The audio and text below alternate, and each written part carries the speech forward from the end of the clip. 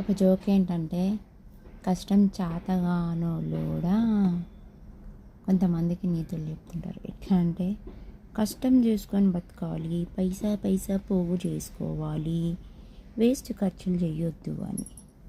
ఇక ఇంకో కొంతమంది ఉంటారు, పెళ్ళై సంవత్సరం 2 సంవత్సరాలు కూడా కాదు కానీ కథ తాగుబోతోడు అట్లా ఇట్లా అని ఏదో ఒక రీజన్ పెట్టి వాడిని నెట్టేస్తారు, ఇంట్లోంచి నెట్టేస్తారు. ఇక అందరికీ ఏమని చెప్తారంటే, ఏమైందంటే, నేను పెళ్ళి కాకముందు చిలక జ్యోతిషం చూపించుకున్నా, అయితే ఆయన అన్నాడు ఎప్పటికైనా అంతే మారడు అని చెప్పేసి అన్నాడు, ఇక వద్దు ఆయనతోనే అంట.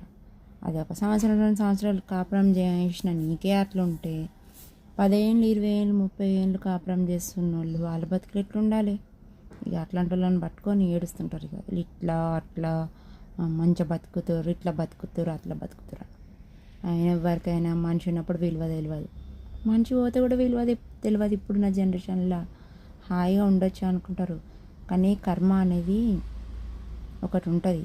అది నువ్వు ఎవరితో ఎట్లున్నావో నీకు కూడా అది చుట్టూ తిరిగి మళ్ళీ నీకే వస్తుంది. గుర్తుపెట్టుకో, అర్థమైందా? నువ్వు నీ మగుని పట్ల ఎట్లున్నావు అనేది నీకు తిరిగి దేవుడే చూపిస్తాడు, కర్మనే చూపిస్తాడు. Wait and see.